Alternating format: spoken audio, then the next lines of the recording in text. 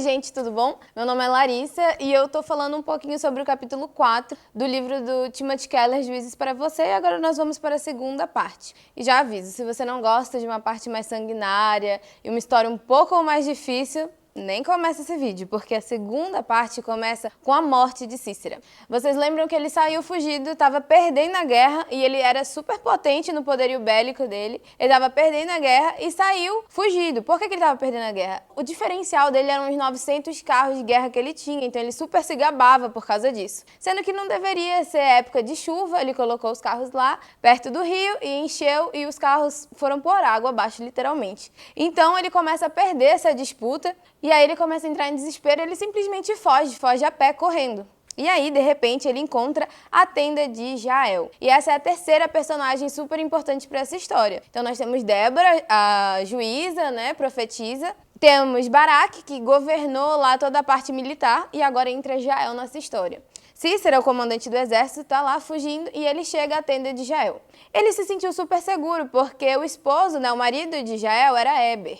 E Éber era aliado de Jabim, o rei de Canaã. Então ele pensou: aqui eu posso ficar e repousar que vai dar tudo certo. E Jael convida para que ele entre, dá leite para ele, fala que ele pode dormir lá, fica tudo tranquilo. Ele dorme e aí Jael pega uma estaca e um martelo e crava na têmpora de Cícera. Ele provavelmente estava dormindo de lado e ela cravou até chegar no chão essa estaca. Uma morte bem cruel e sanguinária, mas foi assim que Jael decide matá-lo. E aí se cumpre a profecia de Débora, falando que Cícera não cairia na mão de um homem, mas sim de uma mulher, que seria Jael, no caso. Muitas pessoas até pensam que seria a própria Débora, mas no fim acaba sendo Jael. E ali Cícera morre e acaba, né, essa parte de crueldade e maldade que ele vinha exercendo por muito tempo e oprimindo o povo de Israel.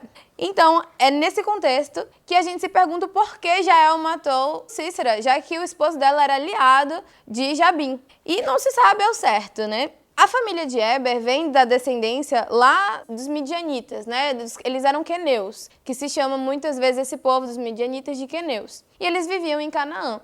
Mas, lá atrás, quando Moisés estava fugindo do Egito, ele fugiu para Midian, onde tinha o povo midianita, que também eram chamados como queneus. E Éber era dessa família, dessa linhagem, dos queneus. E a esposa dele provavelmente já ouviu falar da história do povo de Deus, estava ali naquele contexto. Mas não se sabe ao certo. E Cícera também era um homem extremamente mau, ele era bruto com as mulheres, ele fazia escravas sexuais, ele usava as mulheres como um objeto. Então, Cícera tinha todas essas coisas, Jael conhecia um pouco da história de Deus provavelmente, mas não se sabe por que ela matou Cícera em si. Se sabe que a profecia foi cumprida, que Débora, né, Deus tinha falado para Débora que seria na mão de uma mulher e foi cumprido. Então Jael, ela vem cumprir essa profecia e por isso ela mata Cícera. Então Cícera ele morre nas mãos de Jael, o que é muito vergonhoso para a época, porque morrer pelas mãos de uma mulher é muito vergonhoso. Cícera, ele morre através de Jael com dois objetos, uma estaca e um martelo. E era função das mulheres naquela época montar e desmontar as tendas. É irônico, né? E o autor do livro, Timothy Keller, ele até fala que o Cícera usava as mulheres como objeto e ele morre por objetos que eram usados por mulheres. Então é uma morte bem irônica até de como tudo isso acontece. Mas de fato, e enfim, é importante vermos que é uma honra ser usado por Deus no plano dele, né? Deus, ele subjugou Jabim, rei de Canaã, diante dos israelitas naquele dia através de uma mulher da forma mais vergonhosa para Cícera. Então, é uma honra ter participado como um personagem importante nessa história, né? Então Jael entra para os três personagens principais dessa história. Mas o fato é que a honra não é de nenhum desses personagens, nem de Débora, que Deus falou diretamente, nem de Baraque, que liderou o exército, nem de Jael, que foi atacada final, né? A morte de Cícera. A grande honra de tudo isso é de Deus, porque ele foi o grande mestre que gerenciou tudo isso e que arquitetou tudo isso para que o povo de Israel fosse cuidado e fosse liberto dessa opressão, realmente, né? A vitória, ela é particularmente de Deus. No capítulo 5, nós vemos, de forma diferente do capítulo 4, Deus em toda a história. Nos cânticos ali, eles contam e narram a história como Deus vitorioso, Deus indo à frente, Deus marchando. No capítulo 4 aparecem 3 vezes o nome de Deus, que foram 2 delas citadas por Débora. No capítulo 5 vem várias vezes falando como Deus estava ali em todas aquelas situações, né? Então vamos num panorama. Antes, o povo de Israel era mau, desobedecia a Deus e vivia sobre uma opressão porque ele desobedeceu a Deus. E aí vem vem Débora como mãe de Israel para restabelecer toda essa estrutura de Israel através de Deus, né? Uma restauração tanto estrutural, civil, como um estímulo para guerrear e se livrar da opressão de Jabim e de Sísera. Então, nós temos algumas lições para a vida. A primeira é que Deus é o vencedor. Não tem líderes nem heróis humanos, né? O nosso herói, o único principal da história, é Deus.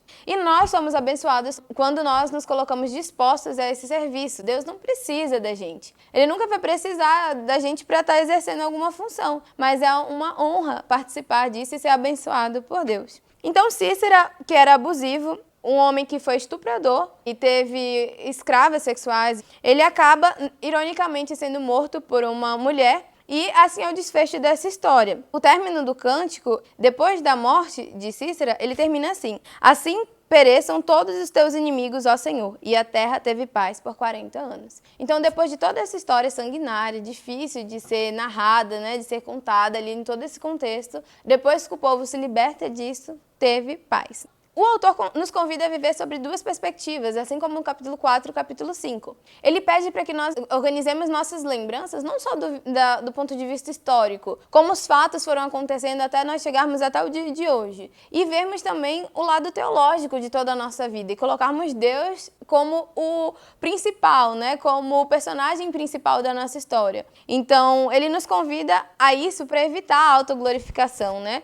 Para que nós não sejamos os protagonistas, e sim Deus. E aí nós teríamos paz na nossa vida, nós colocaríamos a glória toda para Deus, a nossa ansiedade diminuiria em saber que não somos nós que resolvemos os problemas. Não são os 900 carros de ferro que nos deixam fortes, mas sim Deus. Deus, ele é o autor de tudo isso. E a história da nossa vida tem pouco a ver com a gente, né? Na verdade, tem pouco a ver com a gente, tem muito a ver com ele, com Deus. Para finalizar essa reflexão, o autor ele acaba o capítulo 4 do livro falando sobre amar os nossos inimigos, porque é uma história tão difícil, tão dura. E como é que nos ensina a amar nossos inimigos no meio de tudo isso? E ele nos leva a 3 pontos. A primeira, Jesus ainda consegue atuar como nosso advogado perante Deus. Então nós podemos nos arrepender dos nossos pecados e no futuro ele vai vir como juiz, então não vai ter mais essa oportunidade. O tópico 2 é porque nós não precisamos ver essa justiça acontecendo aqui e agora, porque toda a humanidade vai prestar conta a Deus no futuro. Ponto 3 é olhar para a cruz, né? Ele nos convida a olhar para a cruz e ver que a cruz não foi feita só para a gente ser justificado, mas mostra o caráter de Deus em que ele julga e pune o pecado. E aí ele nos convida a agir igual a Jesus. Mediante toda essa história, né? Mediante a história de Débora, Baraque, Jael, Sísera, Jabim, todos esses personagens, ele nos convida a agir um pouco igual a Jesus, em que ele olhou para todo aquele pecado, nos amou e nos perdoou, mas ao mesmo tempo ele soube ser justo. Então, espero que vocês tenham aprendido um pouquinho com todo esse capítulo. Se aprofundem mais sobre isso e acompanhem os próximos vídeos para que Deus possa estar abençoando vocês. Tchau!